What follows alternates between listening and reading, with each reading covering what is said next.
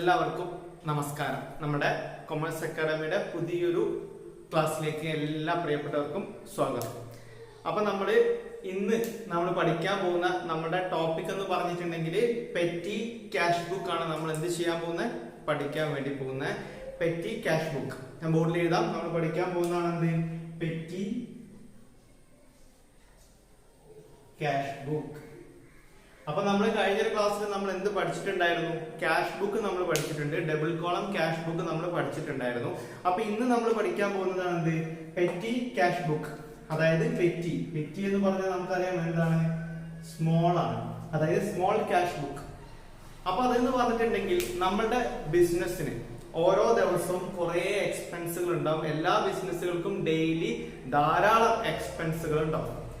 അപ്പൊ ഈ എക്സ്പെൻസ് എന്ന് പറഞ്ഞാൽ റിപ്പീറ്റേഷൻ ഉള്ള, അതായത് ഡെയിലി കുറെ പ്രാവശ്യം വരുന്ന എക്സ്പെൻസുകൾ, ചെറിയ ചെറിയ പല ടൈപ്പ് എക്സ്പെൻസുകളും നമ്മുടെ ബിസിനസിന്റെ അകത്ത് ഉണ്ടാവും. ഫോർ എക്സാമ്പിൾ ആയിട്ട് നമ്മുടെ ഒരു കസ്റ്റമർ വന്നു, അവർക്ക് നമ്മൾ എന്ത് കൊടുക്കാണ്? ചായ കൊടുക്കുന്നു, അത് നമ്മുടെ ബിസിനസിന്റെ ഒരു എക്സ്പെൻസ് ആണ്. ജ്യൂസ് കൊടുക്കുന്നു, നമ്മുടെ ബിസിനസിന്റെ ഒരു എക്സ്പെൻസ് ആണ്. അതേപോലെ തന്നെ നമ്മൾ പോസ്റ്റൽ ചാർജ്, നമ്മൾ പോസ്റ്റൽ അയക്കുന്നു, പോസ്റ്റൽ ചാർജ് വന്നിട്ടുണ്ട്, നമ്മുടെ ബിസിനസിന്റെ എക്സ്പെൻസ് ആണ്. സ്റ്റേഷനറി വാങ്ങുന്നു, നമ്മുടെ ബിസിനസിന്റെ എക്സ്പെൻസ് ആണ്. അങ്ങനെ പല തരത്തിലുള്ള ചെറിയ ചെറിയ ചെറിയ ചെറിയ ചെറിയ എക്സ്പെൻസുകൾ നമ്മുടെ ബിസിനസ്സിൽ ഉണ്ടാവും. ഈ ഒരു എക്സ്പെൻസുകളൊക്കെ നമുക്ക് നമ്മുടെ ക്യാഷ് ബുക്കിൽ എഴുതാൻ വേണ്ടി പറ്റൂല. അങ്ങനെ എഴുതി കഴിഞ്ഞാൽ വലിയൊരു ക്യാഷ് ബുക്കായി മാറും. ക്യാഷ് ബുക്കിന്റെ സൈസ് വലുതാവും. അപ്പം ഇങ്ങനെയുള്ള എല്ലാ ചെറിയ ചെറിയ ചെറിയ ചെറിയ എക്സ്പെൻസ് നമുക്ക് എവിടെ കൊടുക്കാൻ വേണ്ടി പറ്റൂല? നമ്മുടെ ക്യാഷ് ബുക്കിൽ കൊടുക്കാൻ പറ്റൂല. അപ്പൊ അതിന് വേണ്ടിയിട്ടാണ് നമ്മൾ പെറ്റി ക്യാഷ് ബുക്ക് എന്ന് പറഞ്ഞിട്ടുള്ള ക്യാഷ് ബുക്ക് നമ്മൾ പ്രിപ്പയർ ചെയ്യുന്നത്. അതുകൊണ്ട് പെറ്റി എന്ന് പറഞ്ഞാൽ സ്മോൾ. അപ്പൊ എന്താ? സ്മോൾ ക്യാഷ് ബുക്ക് നമ്മൾ എന്ത് ചെയ്യുന്നത്? പ്രിപ്പയർ ചെയ്യുന്നത്. നമ്മുടെ ബിസിനസിനകത്ത് വരുന്ന ചെറിയ ചെറിയ ചെലവുകളൊക്കെ റെക്കോർഡ് ചെയ്യാൻ വേണ്ടിയിട്ടാണ് നമ്മുടെ എന്ത്? പെറ്റി ക്യാഷ് ബുക്ക് അഥവാ സ്മോൾ ക്യാഷ് ബുക്ക് നമ്മൾ എന്ത് ചെയ്യുന്നത്? പ്രിപ്പയർ ചെയ്യുന്നത്. അപ്പൊ ഇവിടുത്തെ നിങ്ങൾ ശ്രദ്ധിക്കേണ്ടത് എന്താന്ന് വെച്ചിട്ടുണ്ടെങ്കിൽ, പെറ്റി ക്യാഷ് ബുക്കിലേക്ക് എങ്ങനെയാ ക്യാഷ് വരിക? പെറ്റി ക്യാഷ് ബുക്കിലേക്ക് ക്യാഷ് വരിക നമ്മുടെ മെയിൻ ക്യാഷ് ബുക്കിൽ നിന്ന് എങ്ങോട്ടേക്ക് ട്രാൻസ്ഫർ ചെയ്യാണ് ചെയ്യുക? പെറ്റി ക്യാഷ് ബുക്കിലേക്ക് ട്രാൻസ്ഫർ ചെയ്യാണ് ചെയ്യുക. അതായത് മെയിൻ ക്യാഷർ എന്ത് ചെയ്യുന്നു? പെറ്റി ക്യാഷർക്ക് എന്ത് കൊടുക്കുകയാണ്? ക്യാഷ് കൊടുക്കുകയാണ് ചെയ്യുന്നത്.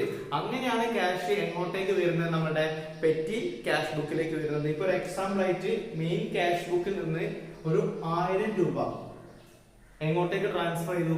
പെറ്റി ക്യാഷ് ബുക്കിലേക്ക് ട്രാൻസ്ഫർ ചെയ്തിട്ടുണ്ട് എന്ന് നിങ്ങൾ വിചാരിക്കാം. അപ്പൊ ഒരു 1000 രൂപ നമ്മൾ എന്ത് ചെയ്തിട്ടുണ്ട്?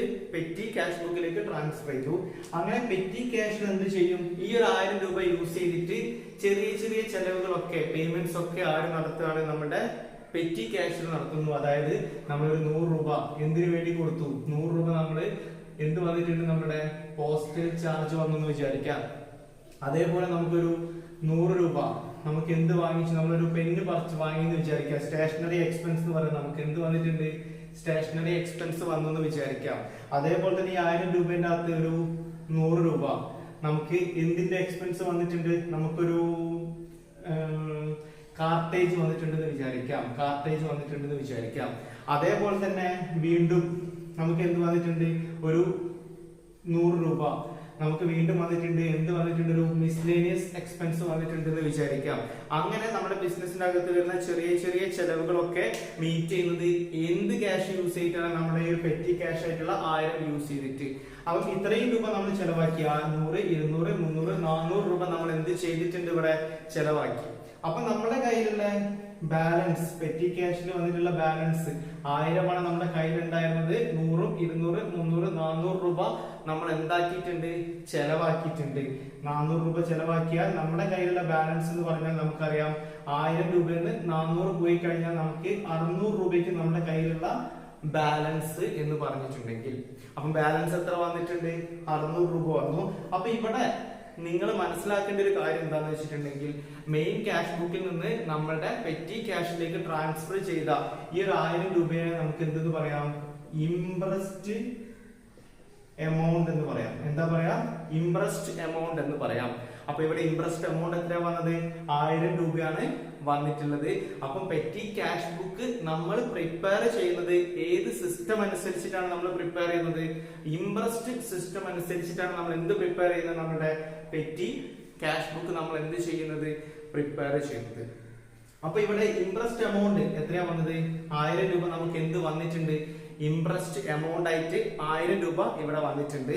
അപ്പൊ നമ്മൾ ഈ 1000 രൂപയ്ക്ക് നമ്മൾ ക്യാഷ് ബുക്കിൽ നിന്ന് പെറ്റി ക്യാഷിലേക്ക് എല്ലായ്പ്പോഴും ഈ 1000 ആണ് മിനിമം എമൗണ്ട് എന്ത് വരുന്നത് നമ്മുടെ ബാലൻസ് ആയിട്ട് ട്രാൻസ്ഫർ ചെയ്യുന്ന എമൗണ്ട്. അതാണ് ഇംപ്രസ്റ്റ് എമൗണ്ട്. അപ്പൊ ഇവിടുത്തെ കേസിൽ ബാലൻസിന് എത്ര ഉണ്ട്? 100, 200, 300, 400 രൂപ ചെലവായി. ബാലൻസ് ആയിട്ട് എത്ര ഉണ്ട്? 600 രൂപ നമ്മുടെ കയ്യിൽ എന്തുണ്ട്? ബാലൻസ് ഉണ്ട്. അപ്പൊ ഈ ഒരു മാസം ടോട്ടൽ ഈ ഒരു 400 രൂപ എക്സ്പെൻസ് വന്നിട്ടുള്ളൂ. അപ്പൊ അടുത്ത ദിവസത്തേക്കുള്ള ബാലൻസ് അടുത്ത മാസം ഈ ഒരു മാസത്തെ കഴിഞ്ഞ് അടുത്ത മാസം നമ്മുടെ കയ്യിൽ എത്ര രൂപയുള്ളത്? ബ്രോ ഡൗൺ ആയിട്ട് തുടക്കത്തിൽ നമ്മുടെ കയ്യിൽ 600 രൂപ ഈ മാസത്തെ ബാലൻസ് വരും. പക്ഷെ നമ്മുടെ ഇൻട്രസ്റ്റ് എമൗണ്ട് 1000 ആണ്. അപ്പൊ മെയിൻ ക്യാഷിൽ നിന്ന് പ്ലസ് എമൗണ്ട് ക്യാഷ് ആയിട്ട് എത്ര ട്രാൻസ്ഫർ ചെയ്യും? ഒരു 400 കൂടി ട്രാൻസ്ഫർ ചെയ്ത് ടോട്ടൽ എമൗണ്ട് എത്ര വന്നു? 1000 വന്നു. അതായത് നമ്മുടെ ബാലൻസ് ആയിട്ടുള്ള 600 അവിടെ ഉണ്ട്. നമ്മുടെ ഇൻട്രസ്റ്റ് എമൗണ്ട് എത്ര വന്നത്? 1000 ആണ്. അപ്പൊ അടുത്ത മാസം 1000 രൂപ എന്ത് ചെയ്യൂല? മെയിൻ ക്യാഷ് ബുക്കിൽ നിന്ന് ട്രാൻസ്ഫർ ചെയ്യൂല. എത്ര രൂപ ട്രാൻസ്ഫർ ചെയ്യുക? 600 നമ്മുടെ കയ്യിലുണ്ട്. ബാക്കി എത്രയും കൂടി ട്രാൻസ്ഫർ ചെയ്യുന്നു? 400 കൂടി ട്രാൻസ്ഫർ ചെയ്ത് നമ്മളുടെ പെറ്റി ക്യാഷ് ബുക്കിൽ ബാലൻസ് എത്രയാവുന്നു? അടുത്ത മാസം ഫസ്റ്റിന് 1000 രൂപ ബാലൻസ് വരുന്നു. ഈ ഒരു 1000 രൂപ യൂസ് ചെയ്തിട്ട് വീണ്ടും അടുത്ത മാസത്തെ ചെറിയ ചെറിയ എക്സ്പെൻസുകൾ മീറ്റ് ചെയ്യുന്നു. ബാലൻസ് എമൗണ്ട് അടുത്ത മാസത്തേക്ക് ട്രാൻസ്ഫർ ചെയ്യുന്നു. എത്രയാണോ 1000ത്തിലേക്ക് എത്താൻ വേണ്ട എമൗണ്ട് ആ എമൗണ്ട് നേരെ ഇവിടുന്ന് ട്രാൻസ്ഫർ ചെയ്യുന്നു. മാസം ഫസ്റ്റില് നമ്മുടെ മെയിൻ ക്യാഷ് ബുക്കിൽ നിന്ന് ട്രാൻസ്ഫർ ചെയ്യുന്നു. ഈ ഒരു സിസ്റ്റത്തിനെ നമുക്ക് എന്തെന്ന് പറയാം? ഇംപ്രസ്റ്റ് സിസ്റ്റം എന്ന് പറയാം. അപ്പൊ നമ്മൾ പെറ്റി ക്യാഷ് ബുക്ക് പ്രിപ്പയർ ചെയ്യുന്നത് ഏത് സിസ്റ്റം അനുസരിച്ചിട്ടാണ്? ഇംപ്രസ്റ്റ് സിസ്റ്റം അനുസരിച്ചിട്ടാണ് നമ്മൾ എന്ത് പ്രിപ്പയർ ചെയ്യാൻ വേണ്ടി പോകുന്ന പെറ്റി ക്യാഷ് ബുക്ക് നമ്മൾ പ്രിപ്പയർ ചെയ്യാൻ വേണ്ടി പോകുന്നത്. അപ്പൊ ഏകദേശം ഇതെന്താ ഒരു ഐഡിയ കിട്ടിയിട്ടുണ്ടാവും. ഇനി നമുക്ക് ഈ ഒരു പെറ്റി ക്യാഷ് ബുക്ക് നമുക്ക് വരച്ചിട്ട് നമുക്ക് എന്ത് ചെയ്യാം നോക്കാം. എങ്ങനെയാണ് ഇത് വരച്ചിട്ട് ചെയ്യാന്നുള്ളത് നമുക്കൊന്ന് നോക്കാം. അപ്പൊ ഞാൻ ഒരു ഫോർമാറ്റ് നമ്മുടെ പെറ്റി ക്യാഷ് ബുക്കിന്റെ ഒരു ഫോർമാറ്റ് ഞാൻ എന്ത് ചെയ്തിട്ടുണ്ട്? ബോർഡിൽ വരച്ചിട്ടുണ്ട്. അപ്പൊ നേരത്തെ നമ്മൾ പറഞ്ഞിട്ടുണ്ട് പെറ്റി ക്യാഷ് ബുക്കിൽ ഇംപ്രസ് സിസ്റ്റമാണ് നമ്മൾ കാണിക്കുന്നത്. ഇംപ്രസ് സിസ്റ്റത്തിലാണ് നമ്മൾ റെക്കോർഡ് ചെയ്യുന്നത് നമ്മൾ പറഞ്ഞിട്ടുണ്ടായിരുന്നു. അപ്പൊ ഇവിടെ നേരത്തെ നോക്കിയാൽ മനസ്സിലാവും. ഇവിടെ ചിലപ്പം കുറച്ച് ക്ലിയർ ആവാത്തതുണ്ടാവും. ഞാൻ പറയാം എങ്ങനെയാ ഫോർമാറ്റ് എന്നുള്ളത് ഞാൻ പറയാം, നിങ്ങൾ ശ്രദ്ധിക്കാം. അതായത് ഫസ്റ്റ് തന്നെ എമൗണ്ട് റിസീവ്ഡ്, അതായത് നമ്മൾ പറഞ്ഞ മെയിൻ ക്യാഷ് ബുക്കിൽ നിന്ന് നമുക്ക് പെറ്റി ക്യാഷ് ബുക്കിലേക്ക് എത്ര രൂപ നമുക്ക് കിട്ടിയിട്ടുണ്ട് ഓരോ മാസം ഫസ്റ്റില്. അപ്പൊ മാസത്തിലാണ് നമ്മൾ സാധാരണ പെറ്റി ക്യാഷ് ബുക്കിലേക്ക് ക്യാഷ് ബുക്കിൽ നിന്ന് ക്യാഷ് ട്രാൻസ്ഫർ ചെയ്യുന്നത്. അടുത്ത നമ്മളുടെ ഡേറ്റ്, എന്നൊക്കെയാണ് ഈ ഒരു എമൗണ്ട് ട്രാൻസ്ഫർ ചെയ്തിട്ടുള്ളത്. ഡേറ്റ് പർട്ടിക്കുലേഴ്സിൽ ഏതൊക്കെ എമൗണ്ട് ആണ് നമ്മൾക്ക് ചെലവ്, നമ്മൾ അതിൽ നിന്ന് നമ്മൾ ചെലവാക്കിയതും നമ്മുടെ പർട്ടിക്കുലേഴ്സിൽ ആ ഡീറ്റെയിൽസ് ഏതൊക്കെ അക്കൗണ്ട് ആണ് വന്നത്. നെക്സ്റ്റ് നമുക്കിവിടെ വൗച്ചർ നമ്പർ വരും.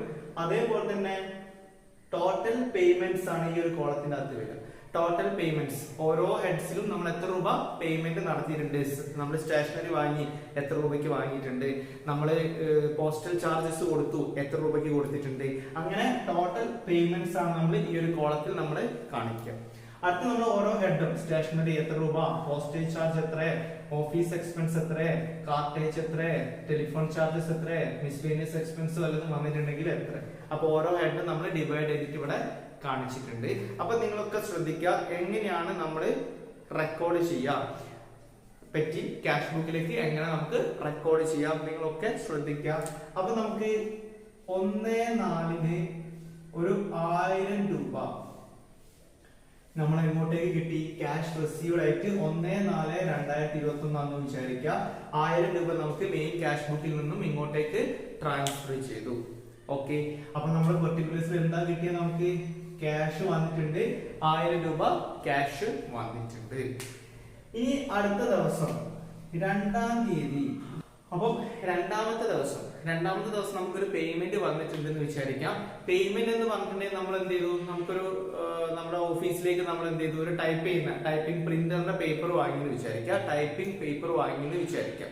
അപ്പൊ നമ്മൾ ഇവിടെ നമ്മൾ ടൈപ്പിംഗ് പേപ്പർ നമ്മൾ എന്താ വാങ്ങി, ഇത് എന്ത് എക്സ്പെൻസ് ആണ്, ചെറിയ എക്സ്പെൻസ് ആണ്, ക്യാഷ് ബുക്കിൽ കാണിക്കാൻ വേണ്ടി പറ്റൂല. നമ്മൾ ടൈപ്പിംഗ് പേപ്പർ വാങ്ങി. അപ്പൊ ടോട്ടൽ നമ്മൾ ഒരു 100 രൂപയ്ക്കാണ് ടൈപ്പിംഗ് പേപ്പർ വാങ്ങിയെന്ന് വിചാരിക്കാം. അപ്പൊ ഈ ടൈപ്പിംഗ് പേപ്പർ നമ്മൾ പർച്ചേസ് ചെയ്തിട്ടുണ്ടെങ്കിൽ, ടൈപ്പിംഗ് പേപ്പർ എന്ന് പറഞ്ഞിട്ടുണ്ടെങ്കിൽ അതൊക്കെ ഒരു സ്റ്റേഷനറി എക്സ്പെൻസ് ആണ്, നമുക്കറിയാം സ്റ്റേഷനറി എക്സ്പെൻസ് ആണ്. അപ്പൊ നമുക്ക് നേരെ ഇവിടെ നമ്മൾ നോക്കാം, ഹെഡ് നോക്കാം. സ്റ്റേഷനറി എക്സ്പെൻസ് വന്നിട്ടുണ്ടാകും. ഫസ്റ്റ് തന്നെ സ്റ്റേഷനറി ആണ്. അപ്പൊ അവിടെ നമ്മൾ സ്റ്റേഷനറിയുടെ താഴെ എന്ത് എഴുതി, 100 രൂപ നമുക്ക് എന്ത് വന്നിട്ടുണ്ട്. അപ്പൊ ഇത് ടോട്ടൽ പേയ്മെന്റ് ആണ്. ഇവിടെ ഓരോ ഹെഡ് ആയിട്ട് നമ്മൾ തിരിച്ചതാണ്. അപ്പൊ സ്റ്റേഷനറി എക്സ്പെൻസ് 100 രൂപ വന്നിട്ടുണ്ട്. അപ്പൊ ടോട്ടൽ പേയ്മെന്റിൽ 100 ആയി. സ്റ്റേഷനറി എക്സ്പെൻസ് എത്ര വന്നിട്ടുണ്ട്, 100 രൂപ വന്നിട്ടുണ്ട്. ഇനി 3/4/2021 നമുക്കൊരു പോസ്റ്റേജ് എക്സ്പെൻസ് വന്നിട്ടുണ്ട്. നമ്മൾ പോസ്റ്റലായിട്ട് എന്തോ അയച്ചിട്ടുണ്ട്, അതിനൊരു 100 രൂപ വന്നിട്ടുണ്ട് എന്ന് വിചാരിക്കാം. അപ്പൊ ടോട്ടൽ പേയ്മെന്റ്സിനകത്ത് അതിനും എത്ര വന്നിട്ടുണ്ട്, 100 രൂപ പോസ്റ്റേജ് എക്സ്പെൻസ് ആയിട്ട് എന്ത് വന്നിട്ടുണ്ട്, 100 രൂപ വന്നിട്ടുണ്ട്. അപ്പം നമ്മൾ നേരെ ഹെഡിലേക്ക് പോവാ. ഇവിടെ സ്റ്റേഷനറി ആണ്, സ്റ്റേഷനറി എക്സ്പെൻസ് അല്ല, ഇത് പോസ്റ്റേജ് ആണ്. അപ്പൊ നമ്മൾ 100 രൂപ എന്തിനാ വന്നത്, പോസ്റ്റേജ് എക്സ്പെൻസ് ആയിട്ട് എത്ര വന്നിട്ടുണ്ട്, 100 രൂപ. അപ്പൊ പോസ്റ്റേജിന്റെ താഴെ നമ്മൾ എന്ത് എഴുതി, 100 രൂപ വന്നിട്ടുണ്ട്. ഓക്കെ, അടുത്ത് നമുക്കൊരു 5-ാം തീയതിയാണ്, 5/4 വിചാരിക്കാം. നമുക്ക് വന്നതെന്നാണ് 5/4 ഒരു ടെലിഫോൺ എക്സ്പെൻസ് വന്നിട്ടുണ്ട്. ഒരു 200 രൂപയാണ് ടെലിഫോൺ എക്സ്പെൻസ് ടോട്ടൽ വന്നത് നിങ്ങൾ വിചാരിക്കാം, 200 രൂപ. അപ്പൊ നമ്മൾ നേരെ 200 ടെലിഫോൺ എക്സ്പെൻസ് എവിടെയാണ്, ഇവിടെയാണ് ടെലിഫോൺ എക്സ്പെൻസിന്റെ അവിടെ നമ്മൾ എന്ത് എഴുതി. അപ്പൊ ടോട്ടലിൽ എഴുതും നമ്മൾ ആ എക്സ്പെൻസിന്റെ ഹെഡിന്റെ താഴെ നമ്മൾ എക്സ്പെൻസ് ചെയ്തും. ഇത് എന്തിനാന്ന് വെച്ചിട്ടുണ്ടെങ്കിൽ നമുക്ക് ഓരോ ഹെഡ്സിലും പോസ്റ്റേജ് എത്ര വന്നിട്ടുണ്ട്, ടോട്ടൽ എക്സ്പെൻസ് ഒരു മാസം നമുക്ക് കാണാൻ പറ്റും. ടെലിഫോൺ എക്സ്പെൻസ് എത്ര വന്നിട്ടുണ്ട് നമുക്ക് കാണാൻ പറ്റും. കാർട്ടേജ് എത്ര വന്നിട്ടുണ്ട് കാണാം. ഓഫീസ് എക്സ്പെൻസ് എത്ര വന്നിട്ടുണ്ട് ഒക്കെ സെപ്പറേറ്റ് കാണാം. അതേപോലെ തന്നെ ഈ ഒരു കോളത്തിൽ ടോട്ടൽ പേയ്മെന്റ്സ് മൊത്തത്തിൽ എല്ലാത്തിനും കൂടി ടോട്ടൽ പെറ്റി ക്യാഷ് ബുക്കിൽ എത്ര പേയ്മെന്റ്സ് വന്നിട്ടുണ്ട് എന്നുള്ളത് നമുക്ക് എന്ത് ചെയ്യാൻ വേണ്ടി പറ്റും, കാണാൻ വേണ്ടി പറ്റും. ഓക്കെ, അടുത്ത നമ്മളൊരു 10/4 എന്ത് വന്നിട്ടുണ്ട്, നമുക്ക് ഓഫീസ് ക്ലീനിങ്, നമ്മൾ ഓഫീസ് എന്ത് ചെയ്തു, ക്ലീനിങ് ചാർജ് വന്നിട്ടുണ്ട്. അത് 100 രൂപയാണ് വന്നതെന്ന് വിചാരിക്കുക. അപ്പൊ നമ്മൾ നേരെ ഓഫീസ് എക്സ്പെൻസിന് അവിടെ പോയിട്ട് അതിൽ എന്ത് എഴുതി, 100 നമ്മൾ എഴുതി, 100 രൂപ വന്നിട്ടുണ്ട്. അതേപോലെ ഒരു 15/4 നമുക്ക് എന്ത് വന്നിട്ടുണ്ട്, ഒരു കാർട്ടേജ് വന്നിട്ടുണ്ടെന്ന് വിചാരിക്കുക. കാർട്ടേജ് എക്സ്പെൻസ് എത്ര വന്നിട്ടുണ്ട്, ഒരു 100 രൂപ വന്നിട്ടുണ്ട്. നേരെ കാർട്ടേജിന്റെ അവിടെ നമ്മൾ എന്ത് എഴുതി, 100 എഴുതി. ടോട്ടൽ എഴുതും, കാർട്ടേജിലും പോയിട്ട് എന്ത് എഴുതി, 100 രൂപ വന്നിട്ടുണ്ട് എന്ന് പറഞ്ഞു എഴുതി. അടുത്ത നമുക്ക് ഒരു 20-ാം തീയതി, 20/4 ഒരു മിസ്ലേനിയസ് എക്സ്പെൻസ്. മിസ്ലേനിയസ് എന്ന് പറഞ്ഞിട്ടുണ്ടെങ്കിൽ പല വക ചെലവുകളാണ്. നമ്മൾ എഴുതാൻ പറ്റാത്ത ചെറിയ വല്ല എക്സ്പെൻസും ഉണ്ടെങ്കിൽ നമ്മൾ എവിടെ കാണിച്ചാൽ മതി, മിസ്ലേനിയസിൽ നമ്മൾ കാണിച്ചാൽ മതി. മിസ്ലേനിയസ് എക്സ്പെൻസ് ആയിട്ട് 100 രൂപ വന്നിട്ടുണ്ട് വിചാരിക്കുക. അപ്പൊ നേരെ മിസ്ലേനിയസിൽ ഞാൻ എന്ത് എഴുതി, 100 രൂപ എഴുതി. ഓക്കെ, അപ്പം ഈ ഒരു മാസം ഇത്രയും എക്സ്പെൻസ് ആണ് നമുക്ക് വന്നിട്ടുള്ളത്. അപ്പൊ നമ്മൾ നേരെ എന്ത് കാണാൻ പോവാണ്, നമ്മുടെ ടോട്ടൽ. ഇവിടെ ഞാൻ എന്ത് ചെയ്തു, മൊത്തം വരച്ചു. അങ്ങനെ നമ്മുടെ ഇവിടെ എന്ത് കാണാൻ, നമ്മുടെ ടോട്ടൽ എക്സ്പെൻസ് ആയിട്ട് നമ്മുടെ ടോട്ടൽ പേയ്മെന്റ് എത്ര വന്നിട്ടുണ്ട്, 100, 200, 400, 500, 600, 700 രൂപ നമുക്ക് പെറ്റി ക്യാഷ് ബുക്കിൽ നിന്നും ടോട്ടൽ ആയിട്ട് നമുക്ക് എന്ത് വന്നിട്ടുണ്ട്, ബാലൻസ് നമുക്ക് ടോട്ടൽ നമുക്ക് ചെലവായിട്ടുണ്ട്. എത്ര രൂപ നമുക്ക് ചെലവായിട്ടുണ്ട്, 700 രൂപ ചെലവായിട്ടുണ്ട്. അതിൽ സ്റ്റേഷനറി വാങ്ങിയ വകയിൽ 100 രൂപയാണ് ചെലവായത്. പോസ്റ്റേജ് വകയിൽ 100 രൂപയാണ് ചെലവായത്. ഓഫീസ് എക്സ്പെൻസ് 100 ആണ്. കാർട്ടേജ് 100 ആണ്. ടെലിഫോൺ ചാർജസ് 100 ആണ്. മിസ്ലേനിയസ് 100 ആണ്. ഇങ്ങനെയാണ് നമ്മുടെ ചെലവ് വന്നത്. അപ്പം 100, 200 ആണ്. നമ്മുടെ ടെലിഫോൺ ചാർജസ് 200 ആണ് കേട്ടോ. ടെലിഫോൺ ചാർജസ് എത്രയാണ്, 200 ആണ്. അപ്പം 100, 200, 300, 400, 500, 600, 700 അങ്ങനെ ടോട്ടൽ എക്സ്പെൻസ് എത്ര വന്നത്, 700 രൂപ എന്ത് വന്നു, ടോട്ടൽ എക്സ്പെൻസ് വന്നു. ഇനി നമ്മുടെ ബാലൻസ് എന്താ വന്നത്, ബാലൻസ് ക്യാരി ഡൗൺ. എത്രയാ ബാലൻസ് വന്നിട്ടുള്ളത്, ഇവിടെ നമ്മൾ ടോട്ടൽ ചെയ്തപ്പോ നമ്മുടെ ടോട്ടൽ നമ്മുടെ കയ്യിലേക്ക് വന്ന എത്ര രൂപയാണ്, 1000 രൂപയാണ്. അപ്പൊ ടോട്ടൽ നമ്മുടെ കയ്യിലുള്ളത് 1000 ആണ്. ആ സെയിം 1000 തന്നെ ഞാൻ എവിടെ എഴുതി, ഇവിടെ എഴുതി നമ്മുടെ കയ്യിലുള്ളത്. അങ്ങനെ ബാലൻസ് ആയിട്ട് നമ്മുടെ കയ്യിലേക്ക് മെയിൻ ക്യാഷ് ബുക്കിൽ നിന്ന് തന്നത് എത്രയാ, 1000 രൂപയാണ് നമുക്ക് തന്നിട്ടുള്ളത്. അപ്പൊ നമ്മുടെ കയ്യിൽ ബാലൻസ് ആയിട്ട് എത്ര ഉണ്ടാവും, 300 രൂപയ്ക്ക് നമ്മുടെ കയ്യിൽ ബാലൻസ് ഉണ്ടാവുക. കാരണം 1000 നിന്ന് 700 രൂപ നമ്മൾ ചെലവ് വന്നു. അങ്ങനെ ബാലൻസ് ആയിട്ട് എത്രയാണ് നമ്മുടെ കയ്യിൽ, 300 രൂപ. കാരണം 1000 ഉണ്ടായിരുന്നു, 1000 ഞാൻ എന്ത് ചെയ്തു, ഇങ്ങോട്ടേക്ക് എഴുതി. ഇവിടെ നമ്മൾ എത്ര കാണിച്ചു, ടോട്ടൽ 1000 കാണിച്ചു. 1000, 700 നമ്മുടെ കയ്യിൽ നിന്ന് ചെലവായി. അങ്ങനെ ബാലൻസ് എമൗണ്ട് നമ്മുടെ കയ്യിൽ എത്രയാണുള്ളത്, 300 രൂപയാണ്. അപ്പൊ നമ്മുടെ ബാലൻസ് എമൗണ്ട് ആയിട്ട് നമുക്ക് ഇവിടെ വന്നത് എത്രയാണ്, 300 രൂപയാണ് നമ്മുടെ എന്തായിട്ട് വന്നത്, ബാലൻസ് എമൗണ്ട്. ഈ ബാലൻസ് എമൗണ്ട് നമ്മൾ എന്ത് ചെയ്യാണ്, അടുത്ത മാസം ഫസ്റ്റിലേക്ക് നമ്മൾ ക്യാരി ഫോർവേഡ് ചെയ്യുന്നു. അതായത് നമ്മുടെ അടുത്തത് 1 ഏപ്രിലാണ് കഴിഞ്ഞത്. ഏപ്രിൽ മാസം കഴിഞ്ഞു. 1/5/2021 ബാലൻസ് ബ്രോഡ് ഡൗൺ എന്ന് പറഞ്ഞിട്ട് നമ്മൾ എത്ര രൂപ കാണിക്കുന്നു? ഈ 300 രൂപ ബാലൻസ് കാണിക്കുന്നു. പക്ഷെ നമ്മുടെ കയ്യിൽ പെറ്റി ക്യാഷ് ബുക്കിൽ എത്ര രൂപ വന്നാൽ പോരാ, 300 രൂപ ഉണ്ടായാൽ പോരാ. സംഭവം നമ്മുടെ കയ്യിൽ ഇൻട്രസ്റ്റ് സിസ്റ്റം ആയതുകൊണ്ട് നമുക്ക് എത്ര വേണം?